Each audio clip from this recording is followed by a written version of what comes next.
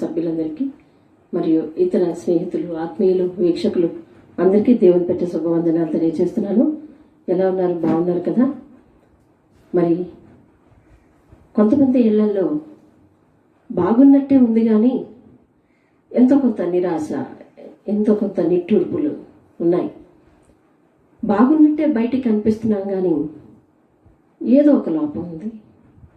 బాగున్నట్టు బయటికి కనిపిస్తున్నాం కానీ దుఃఖం ఉంది. బయట అందరికీ సంతోషంగా ఉన్నట్టు కనిపిస్తున్నాం కానీ మనసులో బాధ ఉంది, వేదన ఉంది. ఎందుకు ఇలా? ఇది పోవాలంటే ఏం చేయాలి? పోవాలంటే ఏం చేయాలి? మీరేం చెప్తారక్క? ఏం చేయాలి అంటే ప్రార్థనే చేయమంటారు. అవును, అబ్సల్యూట్లీ రైట్. ప్రార్థనే చేయాలి. ప్రముఖ ప్రపంచ సువార్థికులు మరియు సేవకులు బిల్లీ గ్రాహం, ఆయన కొన్ని లక్షల మందికి సేవకులు, అనేక మందిరాలను నిర్వహిస్తున్నవారు. అయితే ఆయన్ను ఇంటర్వ్యూ చేయటానికి ఒకసారి పత్రికా సంపాదకులు మరియు ఇతర విద్యావంతులు అందరూ కూడా ఇంతగా మీరు అభివృద్ధి చెందటానికి కారణం ఏమిటండి అని ఆయన్ని అడిగారట. అయితే వినండి అని. విన్నవాళ్ళు వినడానికి సిద్ధపడుతున్నారు, రాసుకునేవాళ్ళు రాసుకోవడానికి సిద్ధపడుతున్నారు. ఎట్టకేలకు నెంబర్ 1 ప్రేయర్ అన్నారట. మొట్టమొదటిది ప్రార్థన. నెంబర్ 2 ప్రేయర్, ప్రార్థన. నెంబర్ 3 ప్రేయర్, ప్రార్థన. అదేంటి సార్ 3 ఒకటే? అవును, మీరు 10 కారణాలు చెప్పమన్నా నేను ప్రార్థననే చెప్తాను. నా జీవితంలో ప్రార్థన ప్రార్థన ప్రార్థన, ఈ ప్రార్థనే నన్ను ఇంతగా చేసింది. అనేక మంది దైవజనులను లేదా బైబిల్లో కూడా అనేక మంది భక్తులు అత్యధికంగా అభివృద్ధి చెందారు, సంతోషంగా జీవించారు అంటే అర్థవంతమైన జీవితం, వారి జీవితాన్ని సార్థకం చేసుకోగలిగారు అంటే అది కేవలం ప్రార్థనా జీవితం వల్లే సాధ్యమైంది. ప్రకృతిని శాసించి ఆపగలిగిన వారు కొందరైతే దేవుని సృష్టిని తలకిందులు చేసిన శక్తిని పొందుకున్న వారు కొందరున్నారు. ఈ ప్రార్థన వలనే మనం కూడా మన సంఘంలో ఎన్నోసార్లు మనకు అనుకూలంగా ప్రకృతిని తిప్పుకున్న సందర్భాలు మీకు తెలుసు. అలాంటప్పుడు అంత శక్తివంతమైన ప్రార్థనను మనం ఎప్పుడు కూడా చేయటానికి ఇష్టపడుతూ ఉండాలి. ప్రార్థన అనగా ఏమిటో తెలుసా? దేవునితో సంభాషణ చేయటం, దేవునితో మాట్లాడటం. మానవుడికి దేవునితో మాట్లాడడం అనేది సాధ్యమైన విషయమేనా? కానీ దేవుడు ప్రార్థన ద్వారా దేవునితో మాట్లాడే అవకాశాన్ని నీకు ఇచ్చాడు, తనతో మాట్లాడే అవకాశాన్ని నీకు ఇచ్చాడు. ప్రార్థనగా దేవునితో సహవాసం చేయటం, ఆయనతో సహవాసం చేసి ఒక స్నేహితుని వలె ఆయనతో నీ కష్టాలు, ఇబ్బందులు, ఏం కావాలనుకుంటున్నావో లేదా ఎలా ఆలోచించాలనుకుంటున్నావో, ఏం చేయాలో తెలియక సతమతమవుతున్నావో, నీ సమస్యలు అన్ని, సంతోషాలు అన్నీ కూడా దేవునితో సంభాషించాలి. ఒక స్నేహితునితో కేవలం కష్టాలే పంచుకుంటావా? కాదు కదా, సుఖాలు కూడా పంచుకుంటాం, సంతోష సమయాలు కూడా పంచుకుంటాం. ప్రతి విషయాన్ని నా స్నేహితునితో చెప్పాలి, ఈ సందర్భంలో స్నేహితుడు లేడు, ఈ విషయం దానితో చెప్పాలి అని వృత్తులుగుతుంటాం. సేమ్ యాజ్ దేవునితో కూడా అదే సంబంధాన్ని కలిగి ఉండాలి. దేవునితో సంభాషించాలి, దేవునికి స్తుతి చెల్లించాలి. ఎప్పుడైతే ఇలాంటి జీవితం నీకు ఉంటుందో ఫలింపు నీకు వస్తుంది. దేవునితో సంభాషించి దేవునితో సహవాసం చేసే జీవితం నీకున్నప్పుడు నీ జీవితం ఫలింపు వెంబడే ప్రయాణిస్తుంది, ఫలిస్తుంది నీ జీవితం. దేవునికి నీ ఇష్టాలు తెలియచేస్తుంది, దేవుని ఇష్టాలు తెలుసుకునేలా చేస్తుంది.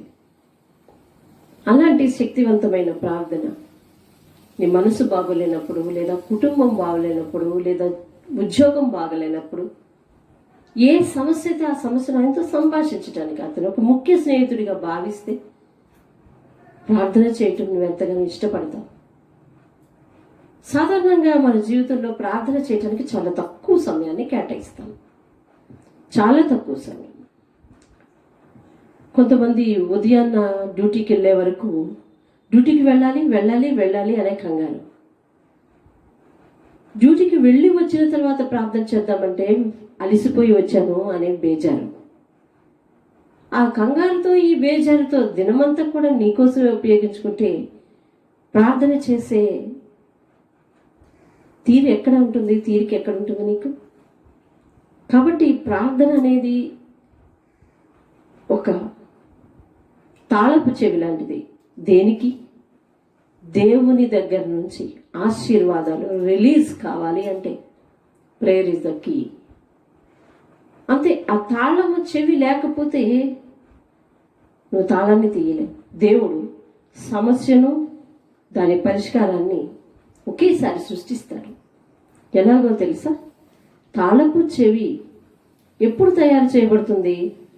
తాళము తయారు చేయబడినప్పుడే. తాళము తయారు చేయబడుతున్నప్పుడే తాళపు చెవి కూడా ఎలాగైతే తయారు చేయబడుతుందో అట్లనే సమస్య పుడుతున్నప్పుడే సమస్యకు పరిష్కారం కూడా పుట్టి దేవుని హస్తంలో ఉంటుంది. ఇప్పుడు సమస్య నీ దగ్గర తాళంగా ఉన్నప్పుడు దాని యొక్క చెవి ఎవరి దగ్గర ఉంది అంటే దేవుని దగ్గర ఉంది. కాబట్టి అది కోసం, దాన్ని పొందుకోవటం కోసం నీవు దేవుని దగ్గర మోకాళ్ళతో ప్రార్థన చేయాలి. చాలా రకాలైన ప్రార్థనలు ఉన్నాయి. మోకాళ్ళ ప్రార్థన ఉంది, చేతులెత్తి ప్రార్థించడం ఉంది, ఎలుగెత్తి ప్రార్థించటం ఉంది, కన్నీరు కార్చి ప్రార్థించటం ఉంది. ప్రార్థన అనేది మన జీవితంలో ఒక అలవాటుగా మారితే మన జీవితాలు ఫలిస్తాయి. ఖాళీ లేదు, తీరిక లేదు అని అనుకుంటే మన జీవితాలు చక్కబడవు. ఈరోజు భార్యాభర్తలు లేదా కుటుంబ వ్యవస్థ, పిల్లలు బయటికి చూడడానికి ఆకారంలోనో లేదా అందంలోనో బాగానే కనిపిస్తారు, లేదా వారు వేసుకునే వస్త్రాలను బట్టో విలువగానే కనిపిస్తున్నారు. కానీ వారి కుటుంబాల్లో కలిసి జీవిస్తున్నప్పుడు భార్యాభర్తల మధ్య ఐక్యత, పిల్లలు తల్లిదండ్రులకు విధేయత చూపకపోవటం, ఆశించినట్టుగా ఫలించకపోవటం, ఆశించినట్టుగా వారి జీవితాలు లేకపోవటం, ఒకవేళ పిల్లలకు వివాహాలు చేసి పంపిస్తే వారి జీవితాలు వీరు అనుకున్నట్టుగా ఉండకపోవటం, లేదా ఆ పిల్లలు ఆశించినట్లు నేను ఎలాంటి భర్తనైతే చేసుకోవాలనుకున్నాను, ఎలాంటి భార్యనైతే చేసుకోవాలనుకున్నాను అలాగా నా జీవితం లేదు, నేను ఎలా జీవించాలనుకున్నాను ఇప్పుడు ఎలా జీవిస్తున్నాను అని మీ పిల్లలు కొన్నిసార్లు సమస్యల్లో ఉండటం, వ్యాపారంలో బాగోపోవటం, లాభం వస్తుంది అనుకుంటే నష్టం రావటం, కనీసం ఖర్చులైనా వస్తాయి అనుకుంటే చేతి డబ్బులు పడటం, ఇంకా ప్రయాణం సఫలమవుతుంది అనుకోవటం, కానీ సఫలం అవ్వకపోగా అటు నుంచి ఏదో ఒక ప్రమాదంతో ఇంటికి రావటం, అనుకోకుండా ఖర్చులు తగలటం, అనుకోకుండా హాస్పిటల్కి వెళ్ళవలసి రావటం, వెళ్ళిన తర్వాత కొన్ని వేల రూపాయలు ఖర్చు పెడితేనే కానీ బయటికి రాలేకపోవటం, ఇవన్నీ ఎప్పుడు ఏ సమయంలో ఎలాగో వస్తాయో మనకు తెలియదు. సమస్య అనేది చెప్పి రాదు. కాబట్టి నీకు ఉండవలసిన కనీస అలవాటు ఏమిటి అంటే దేవునితో కలిసి ప్రార్థించటం. మీకు విషయం చెప్తాను. పరిశుద్ధాత్ముడు ప్రేరేపణ ద్వారా బైబిల్ గ్రంథంలో ప్రార్థన చేయకుండా ఆహారం తినటం చాలా నేరం. ప్రార్థన చేయకుండా ఆహారం తినడం అని లేదు. ప్రార్థన చేయక ఆహారము మృంగున ప్రజలకు తెలివి లేదా అని రాయబడింది. ప్రార్థన చేయకుండా తీసుకునే ఆహారం అంట మృంగటం అంటాం, మృంగుతున్నావు అంటారు కదా. అంటే దేవునికి ఒక కోపం వచ్చినట్టుగా వచ్చి ఒక పదం వాడాడు, మింగటం. మీరు అంటారు కదా మింగుతున్నారు లేదా దోచుకుంటున్నారు అని అనుకుంటారు కదా, అంటారు కదా. అట్లా ప్రార్థన చేయక ఆహారము మింగు అని రాసింది. మింగున ప్రజలకు తెలివి లేదు అనగా ప్రార్థన చేయకుండా ఆహారము మింగనే కూడదు, తిననే కూడదు, తీసుకోకూడదు. దేవుడిచ్చిన కష్టార్జితం ప్రసంగి గ్రంథంలో ఉంది. యెహోవా సెలవు లేక అన్నపానములు పుచ్చుకొని సంతోషించుట ఎవరికి సాధ్యమని. కాబట్టి మనం కష్టార్జితమును అనుభవించాలన్నా, కష్టార్జితం చేతికి రావాలన్నా, కష్టము ఫలించాలన్నా ప్రతి దానికి ప్రార్థనే సమాధానం. ఇప్పుడు నీ జీవితాన్ని ఎలాగ ప్లాన్ చేసుకోవాలన్నా నీకు ప్రార్థనకు సమయం దొరకట్లేదని మీరు ఈ పాటికి ఆలోచిస్తూ ఉంటారు కదండి. మొట్టమొదట పెందల కడే లేచే అలవాటుని చేసుకుంటే ప్రార్థించే అలవాటు నీకు ఆటోమేటిక్గా వస్తుంది. పెందల కడే లేచే అలవాటు నీకు ఉండాలి. అది ఎలా కుదురుతుందండి? కష్టపడి వస్తున్నాము, పడుకునేసరికి చాలా సమయం అవుతుంది, ఉదయాన్నే లేచి ప్రార్థించటం మాకు అవటం లేదు కాబట్టి లేవలేకపోతున్నాను. ఒక ఇంటి యజమానిగా నువ్వే ప్రార్థనలో ఫెయిల్ అయితే నీ వెనకతలు ఉన్న వారందరూ కూడా ఫెయిల్. ఇంటికి ఆశీర్వాదాలు సంపాదిస్తున్నాను, డబ్బు సంపాదిస్తున్నాను నేను అని భుజాలు బాదుకొని అరుస్తున్నాము. ఆగండి ఒక నిమిషం. ఇంటికి డబ్బు ఎట్లా అయితే సంపాదిస్తున్నావో దేవుని దగ్గర నుంచి ఆశీర్వాదాలు సంపాదించటం, డబ్బు సంపాదించటం కంటే అతి ప్రాముఖ్యమైన విషయం. నీ డబ్బు నిరుపయోగం కాకుండా చక్కగా ఉపయోగపడి అనేక లాభాలకు, అనేక ప్రయోజనాలకు ఉపయోగపడాలి అంటే తెలుసా నీకు, ముందు ఆశీర్వాదాలను సంపాదించిన తర్వాత డబ్బు సంపాదిస్తే బాగుంటుంది. అనగా వేకువజామునే లేచి దేవుని సన్నిధిలో మోకరించిన తరువాత నీ పని మొదలు పెడితే బాగుంటుంది. చాలా మంది ఇళ్లలో ఒక సిస్టమ్ ఉంది, నేను బయటికి వెళ్ళి డబ్బు సంపాదిస్తాను, నువ్వు ఇంట్లో ఉండి పని చేస్తావు కూడా నువ్వు ప్రార్థన చేయి. అది నువ్వు చేయాలి, ఇది నేను చేయాలి. ప్రార్థన అనేది వాటాలు వేసుకునేది కాదు, ఆత్మీయత వాటాలు వేసుకునేది కాదు, భక్తి జీవితం వాటాలు వేసుకునేది కాదు. ఎవరి కడుపుకు వారు ఆహారం ఎలా తీసుకుంటున్నారో ప్రతి ఒక్కరి ఆత్మీయత జీవితానికి వారికి వారే ప్రార్థన చేసుకోవాలి. మీరు ముక్కు మూసుకుని నేను గాలి పీల్చుకుంటే నేను బ్రతికుంటాను, మీరు చేస్తారు. లేదా నేను ముక్కు మూసుకొని నా వంతు గాలి పీల్చండి అని అంటే నేను చేస్తాను, మీరు బ్రతుకుంటారు. నా గాలి నేనే పీల్చుకోవాలి, మీ గాలి మీరే పీల్చుకోవాలి. నా ఆహారం నేనే తినాలి, మీ ఆహారం మీరే తినాలి. నాకు రోగం వస్తే మందులు నేనేసుకోవాలి, మీకు రోగం వస్తే మందులు మీరేసుకోవాలి. కాబట్టి మన పాప రోగం పోవాలన్నా, మన జీవితం ఫలించాలన్నా, ఎవరి జీవితం ఫలింపు కావాలి అంటే, ఎవరి రోగం పోవాలి అంటే, ఎవరు అభివృద్ధి చెందాలి అంటే వారికి వారే ప్రార్థించుకోవాలి. అన్నీ బాగానే ఉన్నాయి, ప్రార్థన అంటే విలువ తెలుస్తుంది, కానీ ప్రార్థించడానికి సమయాలు కుదరటం లేదు. ఎంత పని అనుకుంటున్నారు, నేను చేసే పని ఏం పని అనుకుంటున్నారు అని నాకు నేను నీకు నువ్వు అనుకుంటే ఏం పని చేస్తున్నావో అది అనవసరం, కానీ అది ఫలించకపోతే మాత్రం నీకు చాలా అవసరం ఆ విషయం. కాబట్టి అవసరమైనది ఏమిటి అంటే దేవుని దగ్గర నుంచి ఆశీర్వాదం సంపాదించడం అవసరమైనది. దేవుడు మనల్ని ఏర్పాటు చేసుకున్నాడు ఎందుకు తెలుసా? అభివృద్ధి చెందాలి అని, చక్కగా ఆయనలో నిలవాలి అని. మనల్ని చూసిన వారు కూడా మనల్ని చూసి మనం చేసే భక్తిని కోరుకుని వారు కూడా అభివృద్ధి చెందాలి అని దేవుడు మనల్ని ఏర్పాటు చేసుకుంటాడు. కాబట్టి అశ్రద్ధ చేయకూడదు.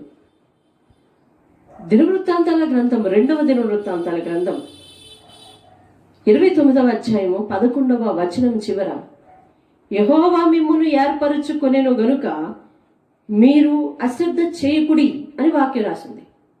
దేవుడు మిమ్మల్ని ఏర్పాటు చేసుకున్నాడు, మీరు విన్నారు. తన సొంత రక్తం ఇచ్చి, తన స్వరక్తం ఇచ్చి లోకం నుండి విలువ పెట్టి కొన్నాడు అని. మీరు విలువ పెట్టి కొనబడిన వారు అని కొత్త నిబంధన గ్రంథంలో కొరింథీయులకు రాసిన పత్రికలో రాసి ఉంటుంది. మీరు విలువ పెట్టి కొనబడిన వారు అంటే ఏర్పరచబడ్డవారు. మీలో ఎంతమంది లోకంలో నుంచి లోకపు భక్తిని విడిచి దేవుణ్ణి అంగీకరించి వచ్చిన వారు ఉన్నారు కదా. మీరు ఎవరి నామం కింద రక్షణ పొందారు? యేసు నామం. ఆ నామం ఏ నామము? నీ కొరకు ప్రాణం పెట్టి, రక్తం కార్చి ప్రాణం పెట్టిన నామములో మీరు వచ్చారు. అనగా మీరు మీ పాపం నుండి విడిపింపబడటం కోసం, లోకం నుంచి విముక్తి పొందటం కోసం క్రీస్తు తన స్వరక్తాన్ని విమోచన క్రయధనముగా, అనగా మిమ్మల్ని విడిపింపబడటానికి డబ్బు తిరిగి ఇవ్వాలి కాబట్టి ఆ డబ్బు, ఆ క్రయధనము అంటే చెల్లించవలసిన ధనముగా తన రక్తాన్ని ఇచ్చాడు, ప్రాణాన్ని ఇచ్చాడు. So you are a costly one, you are the masterpiece. దేవునికి నువ్వు చాలా విలువైన వాడి. నీకు దేవుడు విలువైన వాడు కాకపోవచ్చు, కానీ దేవునికి నువ్వు చాలా విలువైన వాడివి, విలువైన దానివి. అందుకే దేవుడు అంటున్నాడు, యెహోవా మిమ్మల్ని ఏర్పరచుకొనెను గనుక మీరు అశ్రద్ధ చేయకండి. ఏ విషయంలో అశ్రద్ధ చేయకూడదు? ప్రార్థించటంలో అశ్రద్ధ చేయకూడదు. ఆయన మందిరానికి వెళ్ళటంలో అశ్రద్ధ చేయకూడదు.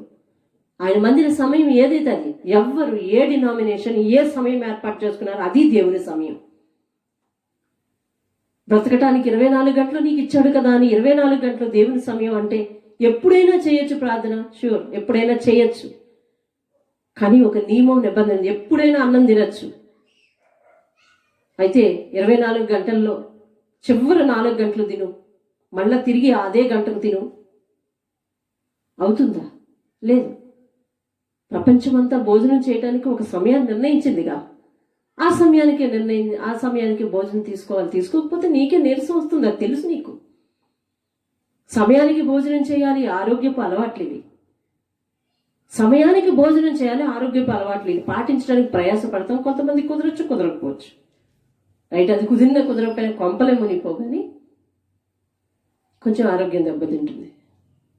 కానీ ప్రార్థనా జీవితానికి లేదా ప్రార్థించడానికి మందిరానికి వెళ్ళటానికి ఒక సమయం అంటూ లేకపోతే నీ ఆత్మీయ స్థితి చచ్చిపోయినట్టుగా చప్పగా ఉంటుంది. అందుకనే ఎవరు ఏ డినామినేషన్ కనుక ఏ చర్చికి ఏ సంఘానికి వెళ్తున్నారో అది దేవుని సమయం.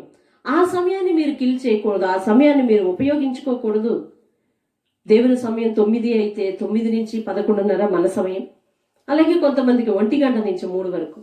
నీకు తెలుసు 1 గంట నుంచి 3 వరకు చర్చి పెట్టినా, 10 గంటల నుంచి 12 గంటల వరకు చర్చి పెట్టినా, ఉదయం 5 గంటల నుంచి 7 గంటల వరకు చర్చి పెట్టినా ఒక అరగంట లేటుగా వచ్చే అలవాటు ఉంది.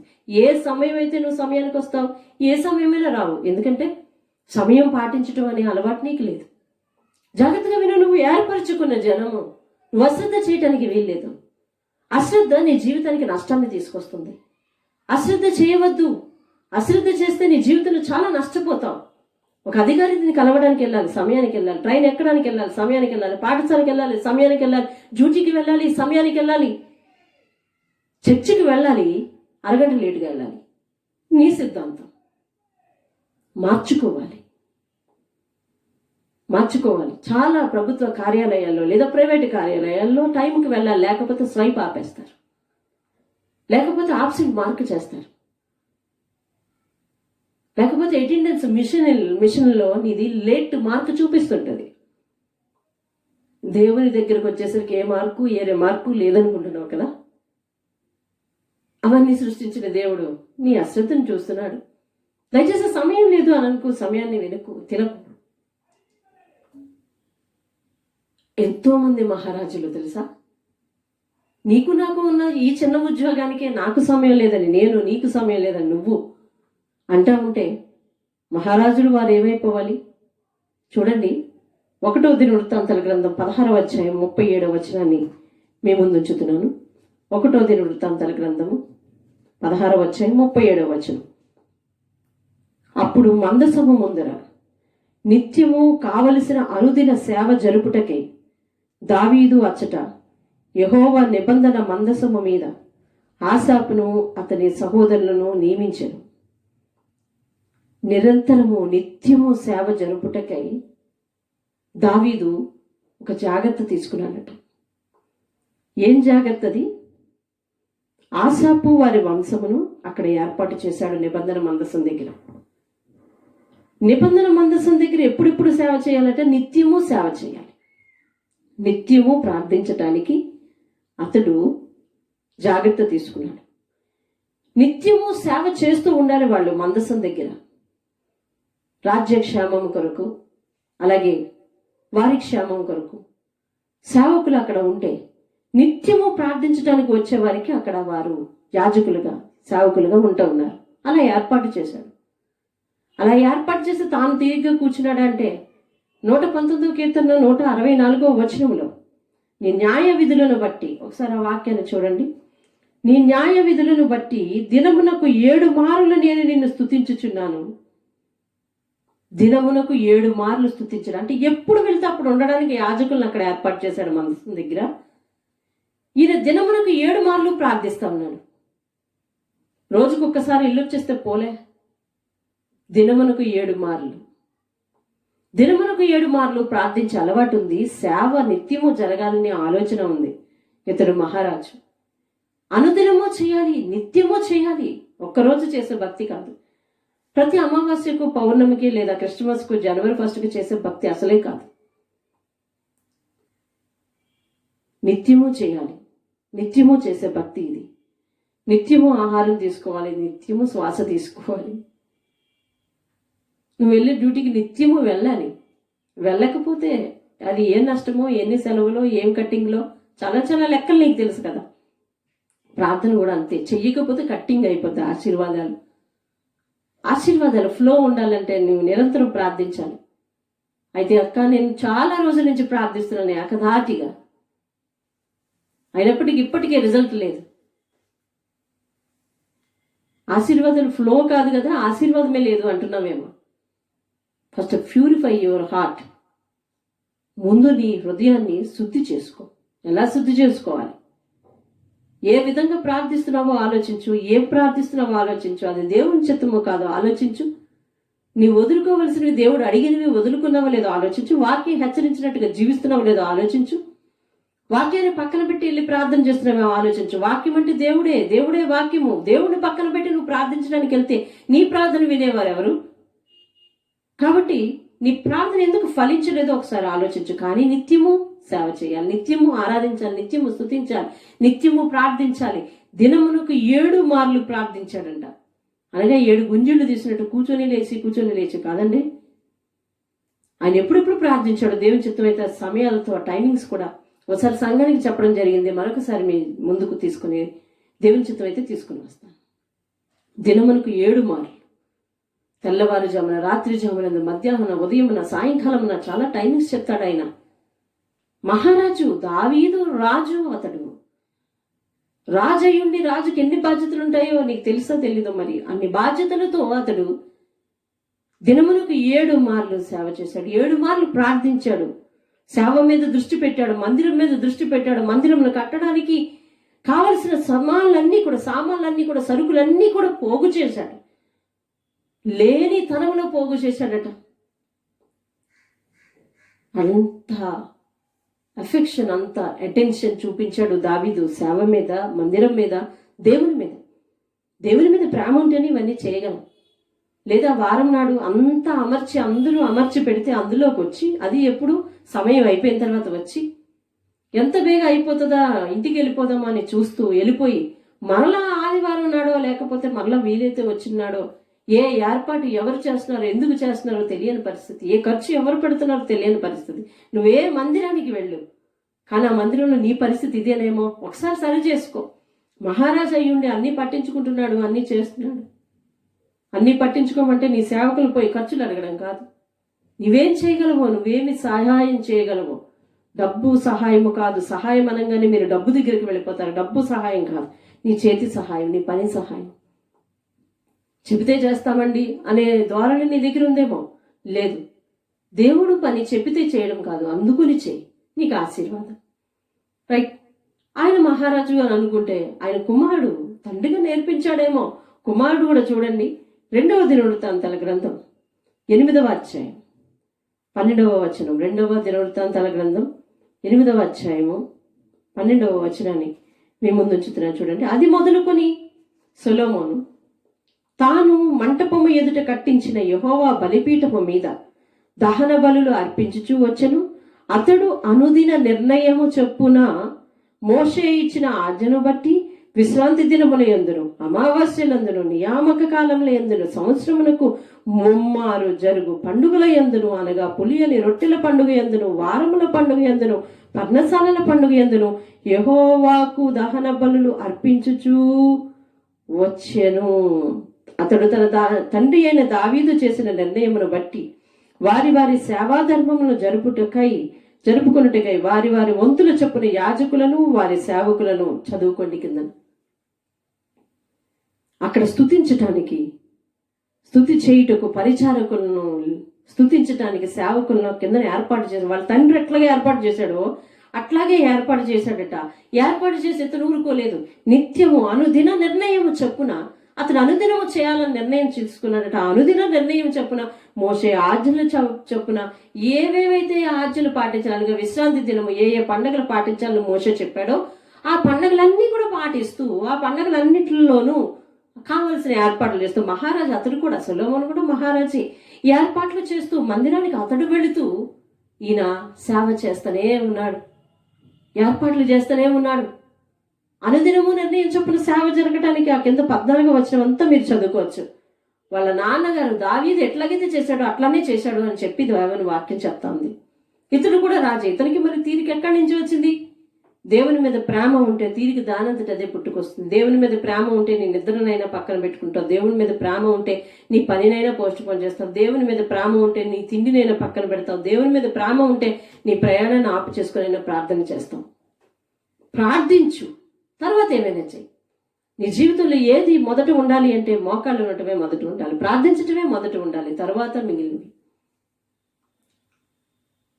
ఆ నిశ్శబ్దం మనకి లేకే, ఆ నిదానం మనకి లేకే, దేవుని సన్నిధిలో ఒక్కసారి నిశ్శబ్దంగా ఉండి నేనేం చేస్తున్నానని ఆలోచించుకోలేకే మన జీవితాలు గడబిడ చెందుతున్నాయి, పరుగులెడుతున్నాయి. ఆయన సంగతి అలాగుంటే, సొలొమోను సంగతి అలాగుంటే, హిజ్కియా ఆయన మనవడు, ఎవరు? దావీదు యొక్క మనవడు, ఎన్నో మనవడు, 14వ మనవడు అని చరిత్ర చెప్తుంది. ఆ మనవడు 2వ దినవృత్తాంతాల గ్రంథం 29-20 వచనం చూడండి. అప్పుడు రాజైన హిజ్కియా పెందల కడనే లేచి పట్టణపు అధికారులను సమకూర్చుకుని యెహోవా మందిరమునకు పోయెను. ఈయన పెందల కడే లేచి యెహోవా మందిరానికి వెళ్తున్నాడు. ఇతడు ఎవరట? రాజైన హిజ్కియా. మీరు చదవచ్చు ఆ యొక్క అధ్యాయంలో. ఇతడు కూడా 27వ వచనం చూడండి, అదే అధ్యాయము. బలిపీఠము మీద దహన బలులను అర్పించుడని హిజ్కియా ఆజ్ఞాపించెను. అక్కడ కూడా అతడు చాలా ఏర్పాట్లు చేసినట్లుగా 25వ వచనంలో లేవీయులను ఏర్పాటు చేసినట్టుగా 25వ వచనంలో, మరియు దావీదు రాజుకు దీర్ఘదర్శి అయిన గాదును ప్రవక్త అయిన నాతాను చేసిన నిర్ణయం చొప్పున యెహోవా మందిరములో తాళములను, స్వరమండలను, సితారాలను వాయించుటకే అతడు లేవీయులను ఏర్పాటు చేసెను. ఇతడు కూడా నిత్యము సేవ జరగాలని, మందిరం విషయంలో నిత్యము ప్రార్థన జరగాలి అక్కడ అని చెప్పి, మందిరంలో నిత్యము ప్రార్థన జరగాలి. మన స్పిరిచువల్ ప్రేయర్ టవర్కి దేవుడు మందిరం ఇచ్చిన తర్వాత నిత్యం అక్కడ ప్రార్థన జరగాలి, ప్రార్థించేవారు కావాలి. వేకువజామున ప్రార్థన, వ్యక్తిగతంగా నీ ఇంటిలో నీవు ప్రార్థన చేసుకున్నా మందిరంలో నువ్వు ప్రార్థించే ఒక వస్తువు కావాలి. మందిరంలో నువ్వు ప్రార్థించడానికి, మందిరంలో నువ్వు స్థితించడానికి ఒక వాయిద్యం అయిపోవాలి నువ్వే.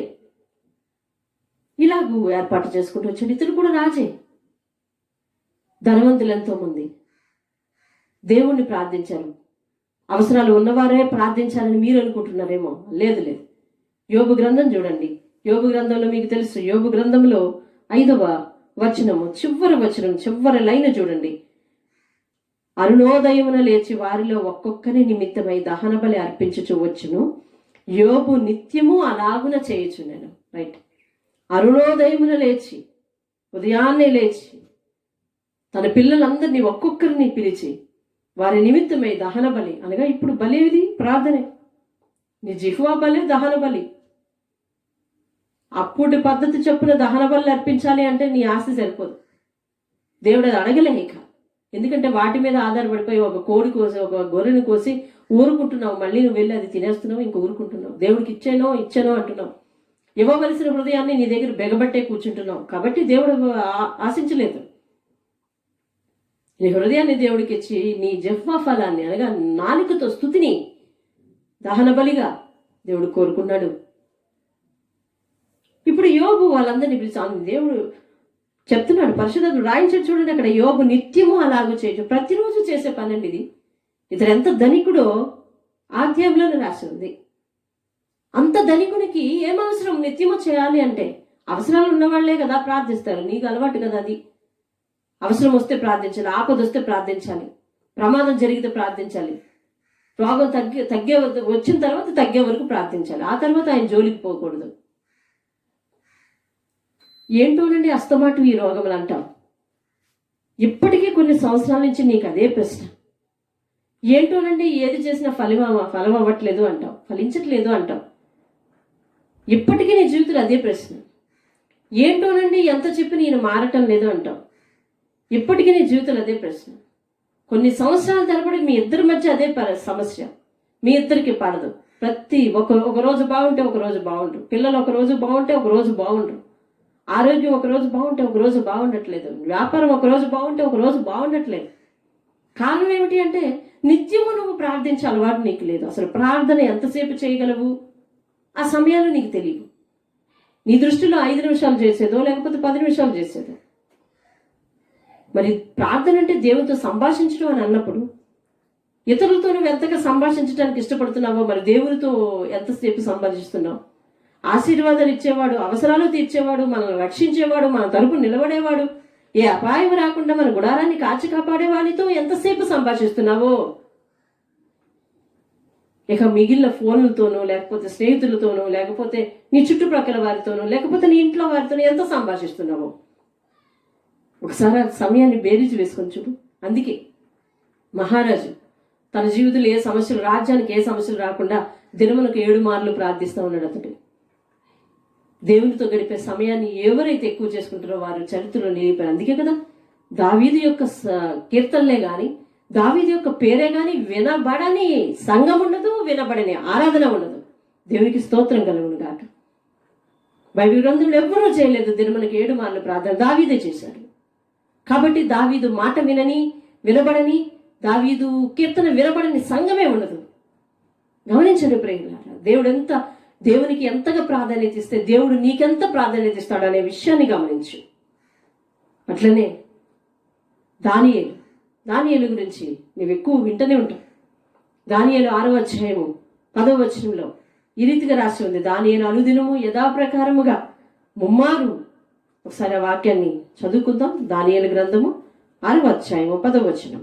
ఇట్టి శాసనం సంతకం చేయబడిన దానియేలు తెలుసుకునేనను అతడు తన ఇంటికి వెళ్లి యథాప్రకారంగా అనుదినము ముమ్మారు మోకాళ్ళలోని తన ఇంటి పైగదికి కిటికీలు తెరచి. చదువుకోండి.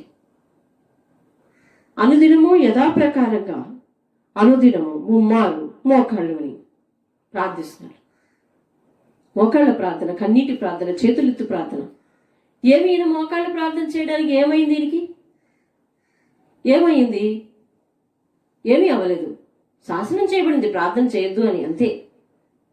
కానీ దానియేలు ఎప్పుడైతే బబులోనులో అడుగు పెట్టాడో అప్పుడే ప్రాణాలకు తెగించాడు. మీకు తెలుసు 1వ అధ్యాయంలో ఏం జరిగిందో. రాజు తినమని చెప్పిన భోజనం వారు తినలేదు. తినకపోతే ఏం చేస్తారు? మీరు విగ్రహారాధనకి పెట్టింది తిండి మేము తినము అని తిరస్కరించారు. బానిసయుండి రాజాజ్ఞను తిరస్కరించారు. ఎవరి కోసం తెలుసా? దేవుని కోసం.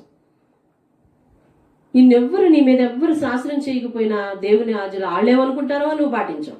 కానీ ఇక్కడ శిరస్సు పోద్దని తెలుసు, సింహాల గోల్లోకి వెళ్తానని తెలుసు. కానీ దావీదు బానిసయ్యుండి కూడా తెగించాడు. కానీ ఇక్కడ ప్రధానమంత్రి పోస్టులో ఉన్నాడు ప్రస్తుతం. కానీ యథాప్రకారంగా అనుదినము ప్రార్థిస్తున్నాడు.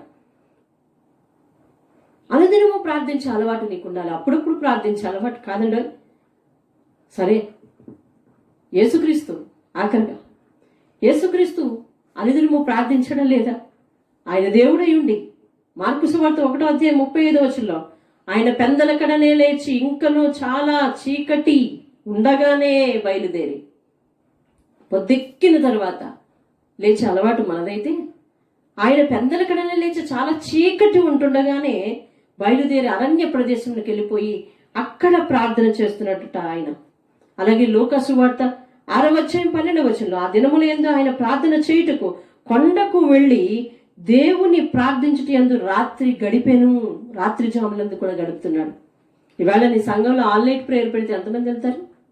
మీ ఇంటిలో ఆల్ నైట్ అంటే ఎన్ని గంటలు ఉంటారు? మన సంఘానికి ఉన్న పరిస్థితిని బట్టి కొన్ని గంటలు మాత్రమే ఆల్ నైట్ అంటే ఆ కొన్ని గంటలు ఎంతమంది వస్తారు? నీవు వస్తావా? చెవులు రెక్కించుకుని దేవుని వాక్యాన్ని వింటున్నావుగా, ఆల్ నైట్ ప్రేయర్లో నువ్వు వస్తావా? మీ ఇంటిలో ఆల్ నైట్ ప్రేయర్లో నువ్వు ఉంటున్నావా? నీ కుటుంబాన్ని అంతటినీ ఉంచగలుగుతున్నావా? రాత్రి గడిపినట్టు ఎవరైనా ఇందాక చెప్పినట్టు మానవులై ఉండ బావుండు. యేసుక్రీస్తు ప్రభువైన యేసుక్రీస్తు పందుల కన్నా లేచి చీకటి ఉంటుండగానే ప్రార్థిస్తున్నాడు. రాత్రి అయ్యే వరకు ప్రార్థిస్తున్నాడు. రాత్రి అంతా గడిపాడట. ఏమైంది ఆయనకి? ఏం జరగదు ఆయనకి? ఏం సాధ్యం కాదు ఆయనకి? ఆయన చేతితో ఎన్ని అద్భుత కార్యాలు చేశాడు. ఎన్ని అద్భుత కార్యాలు, ఎంతమంది రోగములు స్వస్థపరిచాడు, ఎన్ని తుఫాన్లు ఆపాడు, ఎన్ని దయ్యాలను వెళ్ళగొట్టాడు, ఎంతమందికి చూపు నొసగాడు, ఎంతమంది బ్రతికించాడు. ఇంత పవర్ఫుల్ ప్లాన్, ఇంత సూపర్ న్యాచురల్ పవర్ఫుల్ ఉన్న పవర్స్ ఉన్న ఆ యొక్క వ్యక్తి యేసుక్రీస్తు ఎందుకు ప్రార్థించాల్సిన అవసరం వచ్చింది? నీకు ఒక ఈ శక్తుల్లో నీకు ఒక చిన్న శక్తి ఉంటే చాలు, ఇక నువ్వు ప్రార్థించవు. ఏ శక్తి లేకుండానే ప్రార్థించటం లేదు మనం. కానీ యేసుక్రీస్తుకి అన్ని శక్తులు ఉన్నా కూడా ఎందుకు ప్రార్థించాల్సిన అవసరం వచ్చింది? ప్రార్థన మన జీవితానికి చాలా ప్రాముఖ్యమైనది. ప్రార్థన లేకపోతే మన జీవితం అతలకుతలం అయిపోతుంది. ఎందుకు ఇన్ని సమస్యలతో, ఇన్ని నిరాశలతో, ఇన్ని నిస్పృహలతో ఉంటున్నావు నువ్వు? కీర్తన గ్రంథం 25వ అధ్యాయము మొట్టమొదటి వచనాన్ని ఒక్కసారి గమనించండి. కీర్తన గ్రంథం 25వ అధ్యాయం మొట్టమొదటి వచనం, యెహోవా నీ దిక్కునకు చూచి నా ఆత్మను ఎత్తుకొనుచున్నాను, నా దేవా నీ యందు నమ్మిక ఉంచుచున్నాను, నన్ను సిగ్గుపడనీయకుము అని కీర్తనకారుడు ప్రార్థిస్తున్నాడు. ఎలుగెత్తి ప్రార్థిస్తున్నాడు, అయ్యా నీ దిక్కునకు చూస్తున్నాను, నాకెవరు దిక్కులేరు, నా ఆత్మను నీ తట్టు ఎత్తుకుంటున్నాను, నీ యందు నమ్మిక ఉంచుతున్నాను, నన్ను సిగ్గుపడనివ్వకు ప్రభువా అని ప్రార్థిస్తున్నాడు. నీ జీవితంలో నువ్వు సిగ్గుపడకూడదంటే, నీ జీవితంలో నువ్వు అనుకున్నది సాధించాలి అంటే దేవునికి ప్రార్థించాలి. ఆయన యందు ప్రార్థన శక్తిని కలిగి ఉండాలి. హంతకుడు, దూషకుడు, హింసకుడు పౌలు దేవుణ్ణి నమ్మి దేవునిలోనికి రక్షణ పొంది పగలు ఎవరి మీద ఆధారపడకుండా డేరాలు కుట్టుకుని, అరే ఎలాంటి అధికారి, అతని స్వరం వింటే గజగజ వణికిపోతుంది పట్టణాలన్నీ కూడా. ఎక్కడ ఆయన పేరు చెప్తే అందరూ కూడా వణికిపోతుంటారు. అటువంటి వ్యక్తి క్రీస్తులోనికి వచ్చిన తర్వాత చేతుల కష్టార్జితం మీద ఆధారపడాలని చెప్పి డేరాలు కుట్టుకొని కష్టపడి, కండ బలంతో కష్టపడి రాత్రి అంతా మోకాళ్ళ మీద ఉండి ప్రార్థించాలంట. పగలంతా కుట్టుకుంటా ఉంటే రాత్రి ఏం చేయాలి? కాళ్ళు నొప్పి పెట్టేయని పడుకోవాలి. ఇది కదా మన ప్రిన్సిపల్, ఇది కదా మన నియమం. కానీ పౌలు చేసేది అది కాదు. పగలంతా డేరాలు కుడుతున్నాడు, రాత్రి ఏమో మోకాళ్ళ మీద ఉండి ప్రార్థన చేస్తా ఉన్నాడు. వారందరూ కూడా పని చేస్తున్నారు, వారందరూ పరిపాలిస్తున్నారు, వారందరూ ధనికులు, వారందరికీ ప్రకృతిని ఆపే శక్తి ఉంది, అయినా కూడా ప్రార్థిస్తున్నారు. ఏలియా, ఎలీషా, సమూయేలు వీళ్ళందరికీ అద్భుతమైన శక్తులు ఉన్నాయి, అయినా కూడా ప్రార్థిస్తారు. వాళ్ళు ఎడు తిరిగి ప్రార్థన చేయనిదల్లా ఎవరంటే మనమే. మనకి ఏ సూపర్ న్యాచురల్స్ పవర్స్ లేవు, ఏది సాధించలేము, ఏం జరుగుతుందో మనకి తెలియదు మరో నిమిషం. అయినా కానీ మనం మాత్రం ప్రార్థించే అలవాటు మనకు లేదు. ప్రార్థన అంటే ఏంటో తెలుసా? పరలోక ద్వారాలను తెరిచే శక్తి ఉంది ప్రార్థనకి. నరకపు ద్వారాలను, పాతాళపు ద్వారాలను మూసే శక్తి ఉంది ప్రార్థనకి. అది ఎవరు చేస్తే? నువ్వు చేస్తే, నీ నోటి ద్వారానే. దేవుడు అద్భుతమైన వరం ఇచ్చాడు మానవుడికి. ఏమిటో తెలుసా? నువ్వు ప్రార్థించి ఈ భూలోకంలో దేనిని బంధిస్తామో అది పరలోకంలో నేను బంధించేస్తా, దేనిని విడుదల చేస్తామో పరలోకమందు నేను దాన్ని విడిపిస్తా. అలనాడు యేసుక్రీస్తు చేసిన ప్రతి అద్భుత కార్యం ఇప్పుడు మానవుడు నీకు చేయడానికి దేవుడు అధికారం ఇస్తున్నాడు. యెహోవా యందు భయభక్తులు గలవారి మీద ఆయన దృష్టి నిలుచుచున్నది అంటే దేవుని యొక్క దృష్టి, ఆ మహోన్నతుని యొక్క దృష్టిని ఆపే శక్తి నీ ప్రార్థనకు ఉంది. ప్రార్థన అసాధ్యమైన కార్యాలను కదిలించగలవు. నీ విషయంలో ఎవరైతే కఠినంగా ఉంటున్నారో వారి హృదయాన్ని కదిలించగలవు. ఏ ఇనుప గోడలు నీకు అడ్డుగా ఉన్నాయో, ఏది నీ ఆటంకానికి అడ్డుగా ఉంటుందో, ఏ ఉద్యోగంలో నిన్ను వేధిస్తున్నారో, లేకపోతే ఏ ఉద్యోగం నీకు సాటిస్ఫాక్షన్ లేదో, ఏ వివాహ బంధం నీకు అసంతృప్తిగా ఉందో, అనుకున్నట్టుగా ఆయన మారలేకపోతుందో, అనుకున్నట్టుగా ఆమె మారలేకపోతుందో, మొఖళ్ళ ప్రార్థన చేస్తున్నావా? అనునిత్యము చేస్తున్నావా? ప్రార్థన అనేది చాలా లాభాలు. ప్రార్థన అనేది ఒక్కసారి స్క్రీన్ మీద గమనించండి. ప్రార్థన దేవునితో సంభాషణ, ప్రార్థన దేవునితో సహవాసం చేసేది, ప్రార్థన నిన్ను ఫలింపు చేసేది. ప్రార్థన అనేది నీకు దేవునికి ఒక వారధి లాంటిది. ప్రార్థన నిన్ను దేవుని చిత్తాన్ని గ్రహించేటట్లు చేస్తుంది. ప్రార్థన దేవుణ్ణి నీ ఇష్టాన్ని జరిగించేటట్లు చేస్తుంది. అది పరలోకానికి దారి, పరలోకాన్ని తాళాలు తెరుస్తుంది, నరకపు ద్వారాలు మూస్తుంది. నీకు అద్భుతమైన శక్తులను ఇస్తుంది. నువ్వు ప్రార్థిస్తే రోగములు మానేటట్లు, నువ్వు ప్రార్థిస్తే అసాధ్యమైన సంగతులు సుసాధ్యమైన, నువ్వు ప్రార్థిస్తే ప్రకృతిని ఆపేటట్లు శక్తినిస్తుంది. నీ యొక్క కుమార్తె జీవితం నీవనుకున్నట్టుగా మారాలి అంటే నీ నోటి ప్రార్థన దేవుని సన్నిధికి చేరి అలాంటి వరాన్ని కురిపిస్తుంది. మంచి వివాహ సంబంధాలు కావాలని, ఉద్యోగాలు కావాలని, మంచి కాపుదల కావాలని, వ్యాపారం బాగుండాలని, మనసు బాగోలేకపోతే మనసును బాగు చేయాలని, నిద్ర లేకుంటే నిద్ర రావాలని, జీవితము ఎంటీగా ఉంది, ఖాళీగా ఉంది, అర్థం లేకుండా ఉంది, నిరాశగా ఉంది, నిస్పృహగా ఉంది అంటే అది ఫలించాలని ప్రార్థించాలి. ప్రార్థించని క్రైస్తవ జీవితం బలహీనమైన క్రైస్తవ జీవితం. ప్రార్థించని జీవితం ఓటమితో కూడిన జీవితం. ప్రార్థించని చర్చ్, ప్రార్థించని సంఘం ఓడిపోతున్న సంఘం, ప్రార్థించని జాతి ఓడిపోతున్న జాతి. ప్రార్థించని ఏ వ్యక్తి అయినా ఓటమితో కలిసి స్నేహం చేస్తున్న వ్యక్తి. కాబట్టి ఇటువంటి ప్రార్థన, ఇటువంటి శక్తి కలిగిన ప్రార్థనను నువ్వు అన్నిత్యం చేయాలి. ఒకసారి గుర్తు చేసుకో, దేవుడు నిన్ను ఏర్పాటు చేసుకున్నాడు కాబట్టి అశ్రద్ధ చేయకు. యెహోవా మిమ్మల్ని ఏర్పాటు చేసుకునేను గనుక మీరు అశ్రద్ధ చేయకుడి. 2వ దినవృత్తాంతాలు 9వ అధ్యాయం 11వ వచనం చివరన జ్ఞాపకం చేసుకో. అన్నీ ఉండి దావీదు ఎందుకు ప్రార్థించాడు? అన్నీ ఉండి సొలొమోను ఎందుకు ప్రార్థించాడు? అంతా ఉండి యోబు ఎందుకు ప్రార్థించాడు? రాజయ్యుండి హిజ్కియా, వారి తండ్రి, వారి తాత ఎందుకు ప్రార్థించారు? దానియేలు ప్రధానమంత్రి అయ్యుండి ఎందుకు ప్రార్థించాడు? యేసుక్రీస్తు దేవుడై ఉండి ఎందుకు ప్రార్థించాడు? ఎందుకు ప్రార్థించాడు? ఎందుకు ప్రార్థించారో ఆలోచించు. ప్రార్థన వల్ల అసాధ్యమైన సుసాధ్యం చేయగలవు. నీ ఇంటిలో నుంచి 118వ కీర్తనలో రాసి ఉంటుంది, నీ ఇంటిలో నుంచి నీతిమంతుని గుడారంలోంచి రక్షణ గురించిన సంగీత సునాదాలు వినబడినప్పుడు యెహోవా దక్షిణ హస్తము సాహస కార్యములు చేయును అని 118వ కీర్తన 15వ వచనంలో రాసి ఉంటుంది. యెహోవా యొక్క హస్తము నీ గుడారంలోనికి వచ్చి సాహస కార్యం అనగా నీకు చేత కాని, నీకు సాధ్యము కాని, నీకు పరిష్కారం దొరకని కార్యాలు యెహోవా హస్తము నీ గుడారంలోనికి వచ్చి చేస్తుంది. రైట్. అలాంటి శక్తి కలిగిన ఆ ప్రార్థన దేవుడు నీవు చేయలేకపోతున్నావు. లూకాసువార్త 18వ అధ్యాయం చదువుకోండి. విసుగక ప్రార్థించమని. విసిగిపోతావు. ప్రార్థించడానికి విసుగు నీకు. ప్రార్థనే దేవుడి దగ్గర నుంచి ఆశీర్వాదాలు తెస్తుందయ్యా అంటే ఆ ప్రార్థించడానికి విసుగుదల. ఎప్పుడు ప్రార్థనేనా?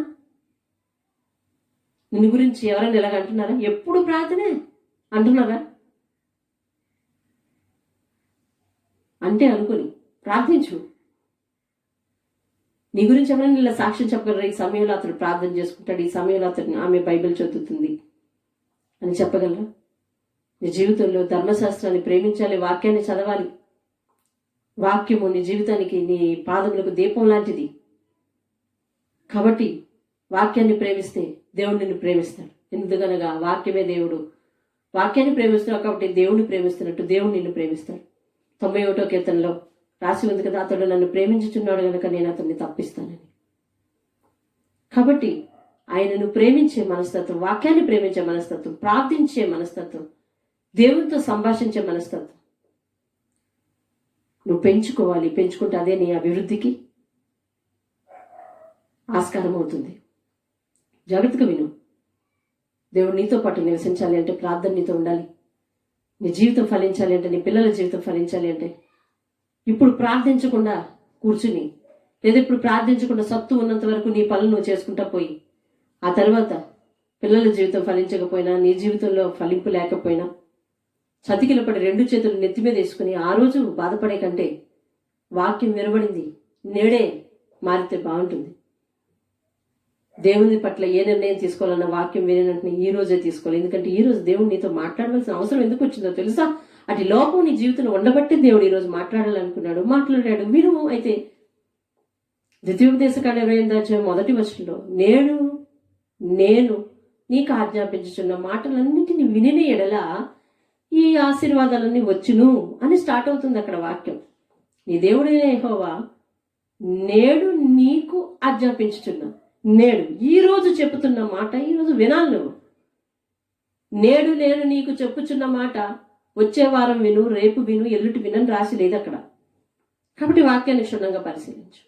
1వ తెస్సలోనిక పత్రిక 5వ అధ్యాయం 16వ వచనంలో 17వ వచనంలో రాసి ఉంది, ఎడతెగక ప్రార్థించండి, ప్రతి విషయంలో కృతజ్ఞతాస్తుతులు చెల్లించండి అని రాసి ఉంది. ఎడతెగక అనగా కంటిన్యూస్ ప్రార్థన ఉండాలి. నీకు వీలు కుదిరినప్పుడు ఆయన దగ్గర కూర్చుని ప్రార్థించాలి. లేని ఎడల నీవు నీ పనులు చేసుకుంటూ ప్రార్థించాలి. ప్రార్థన చేయటం అందు విసిగావో, దేవుడు ఆశీర్వాదాలు ఇవ్వటంలో విసుక్కుంటే,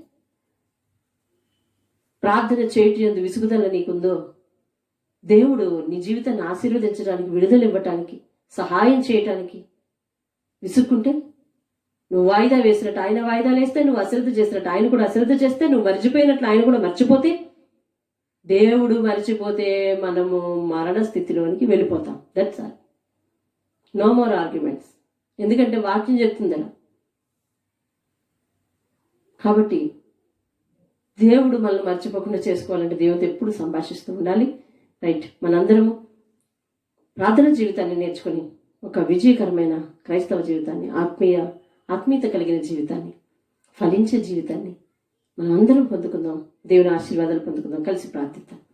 మహోన్నతుడా, నీకు వందనాలు చెల్లిస్తున్నాం. నీ బంగారు పాదాలకు స్తోత్రాలు.